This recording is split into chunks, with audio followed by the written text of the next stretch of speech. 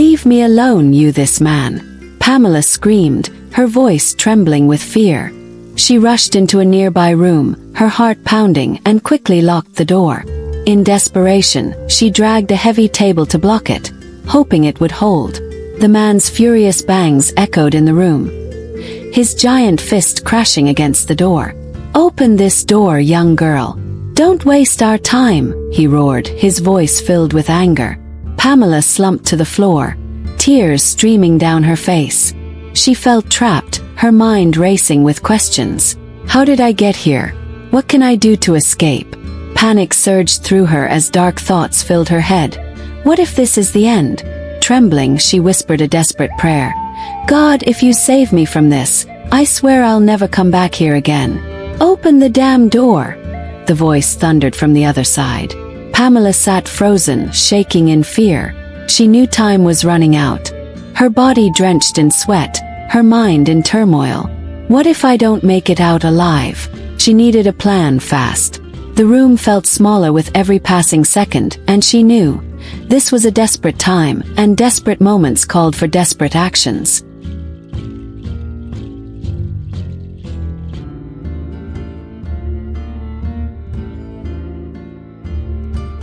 In the peaceful city of Kamara, a man named Chucks lived with his beautiful wife, Amaka, and their only daughter, Pamela. Their family was the envy of many. Love filled their home, and happiness was a constant companion. Chucks, a successful businessman, and his wife, a loving homemaker, showered their daughter with care. Pamela, a 10-year-old girl with sparkling eyes and an innocent smile, attended the best school in the city. She dreams of being a nurse someday. She was adored by her parents, who gave her everything she needed. Life for them seemed like a dream, a picture of perfection. Pamela's days were filled with joy, laughter, and love. Her parents made sure she had the best of everything: education, toys, and a beautiful home. Her friends envied her, and teachers loved her for being a bright and cheerful student. It seemed as though nothing could go wrong in her little world. She looked up to her parents as her protectors, always feeling safe and loved in their presence. However, fate had other plans. One fateful day, as her parents traveled to their village, tragedy struck. On their way back to the city, they were involved in a fatal accident. Pamela lost both her parents in the blink of an eye. Her once joyful life turned dark. She couldn't fully grasp the weight of what had happened, but she knew things would never be the same again. After the funeral, a cloud of sadness hung over the family. Pamela, a small, delicate girl with bright, curious eyes, was taken to her maternal grandparents' home deep in the quiet village. Her grandparents were old and frail, their faces lined with the wrinkles of time and sorrow. They were too weak and grief-stricken to care for an 11-year-old child. Their hearts ached not only for the loss of their daughter Martha, but for Pamela, now left alone in the world. They had no choice but to beg Martha's younger sister, Kemi, to take the orphaned girl with her to the busy, bustling city. Kemi, who had always lived in the shadow of her elder sister, was a woman of sharp features, with tired eyes that told the story of a life filled with struggles. She was a petty trader, selling small goods in the crowded market, barely making enough to feed her family. At first, Kemi was reluctant. She glanced at Pamela, her face filled with sadness and uncertainty, and felt a pang of sympathy. But deep down, there was a bitterness that she could not shake off. Martha had always been the favored one, the beautiful one, the one who married a wealthy man and lived a life of comfort. Kemi had always resented her for it. Now, with Martha gone and Pamela helpless, she saw an opportunity. She agreed to take Pamela, but the coldness in her voice hinted that this would not be a warm, loving home for the young girl. Kemi's house in the city was cramped and chaotic. She lived in a noisy, dusty part of town, where the streets were filled with the sounds of honking cars and shouting traders. Inside her small, worn-out home, Kemi had 4 children of her own, each as rowdy and restless as the next. Her husband, Mof, was a tall, rough man, whose face was often flushed red from alcohol.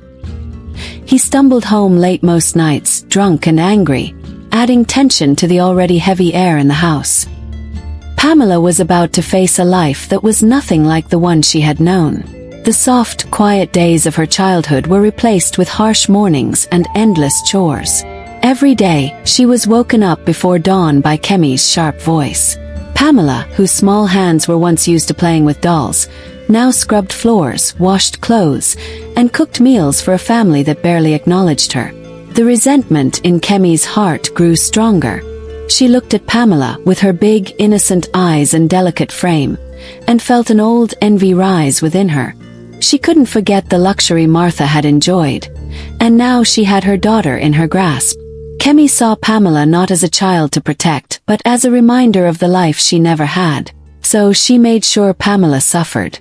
Pamela attended a nearby government school, a far cry from the private school she had once gone to. The school was old, with peeling paint and broken windows, filled with children just as poor as she had become. Pamela, always exhausted from her morning chores, arrived late almost every day. Her uniform was often wrinkled, her shoes worn out. Her teachers frowned at her lateness, and her classmates whispered behind her back, calling her the latecomer. But Pamela, though tired and sad, was a strong girl. Her heart still held onto the love her parents had given her, and though life had changed, she refused to let her spirit break. Inside her, there was a quiet strength, a small light that even Kemi's bitterness could not put out. One cold evening, as the sky turned gray and the chilly breeze swept through the cracked windows, Pamela returned home from school. Her small body felt heavy, and her feet dragged as she entered the dark, cramped house. Her head throbbed, and her limbs felt like they were weighed down by stones.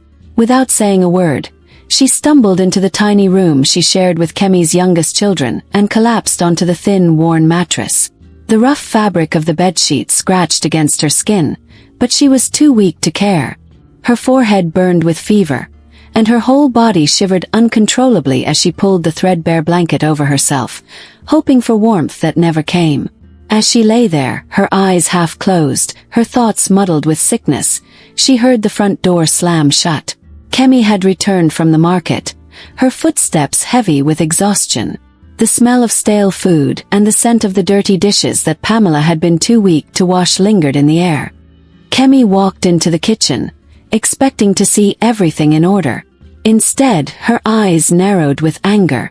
The dishes were piled high in the sink, the floors unswept, and the house as she saw it was a mess. Her face twisted in rage. With her hands clenched into fists, she stormed into the room where Pamela lay.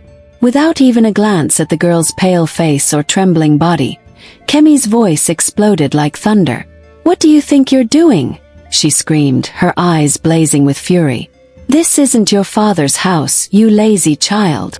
Pamela tried to lift her head, her vision blurry, her body weak. She could barely speak, her throat dry and her voice faint.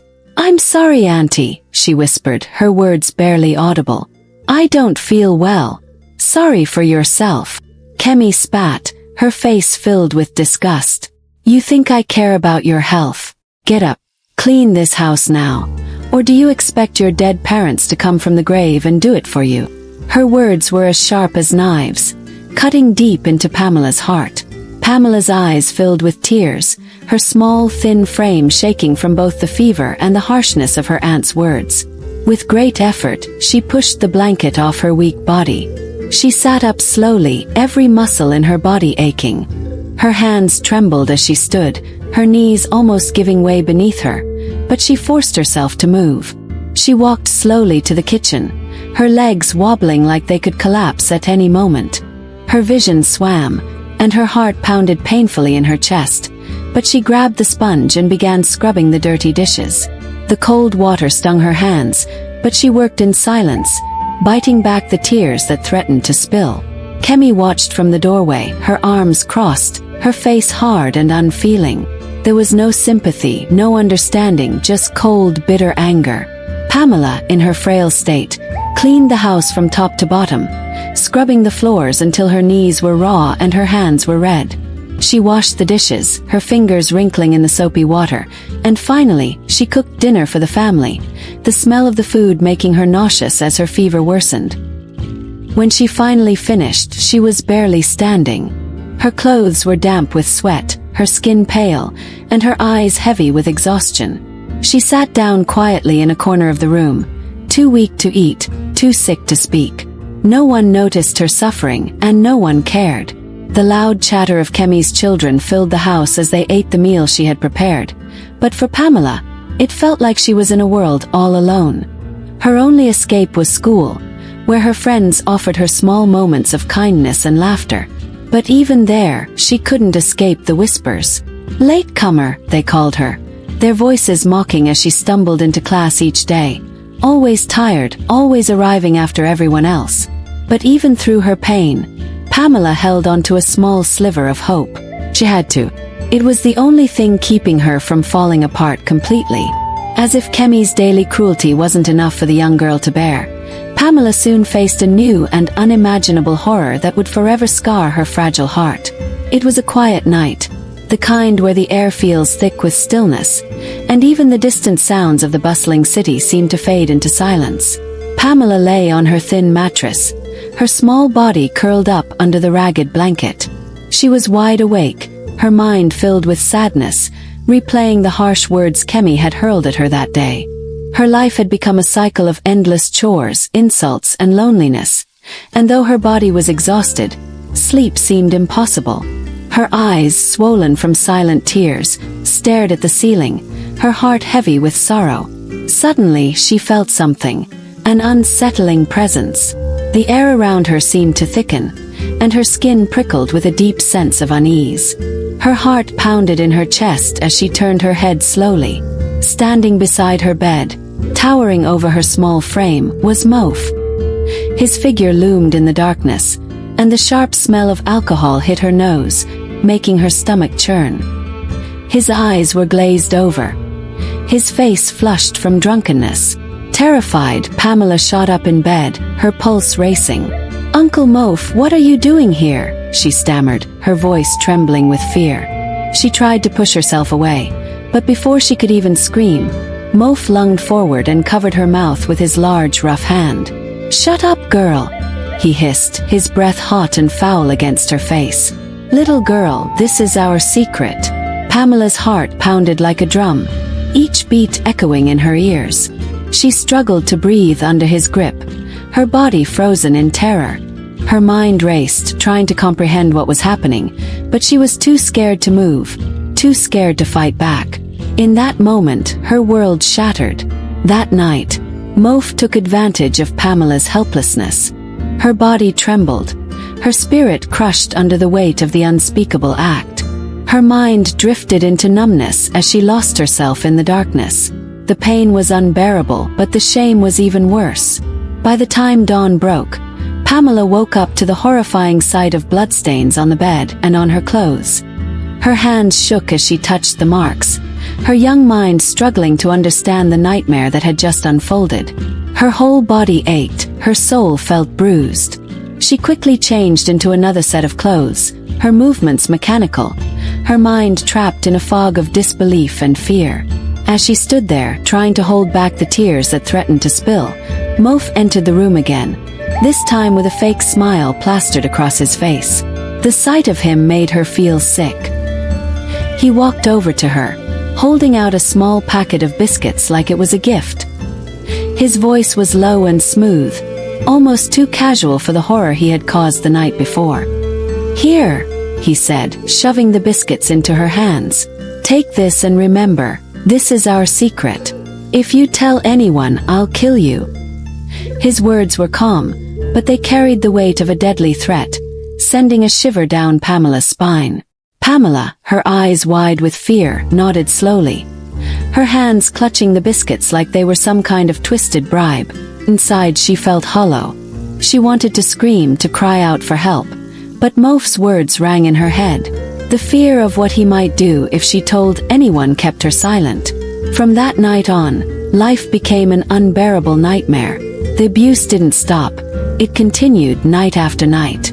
Pamela, too ashamed and afraid to speak, would lie awake each evening, waiting in terror for the sound of Mof's footsteps creeping into her room. When the inevitable happened, she closed her eyes and tried to disappear, her tears soaking into the pillow, her heart breaking a little more each time.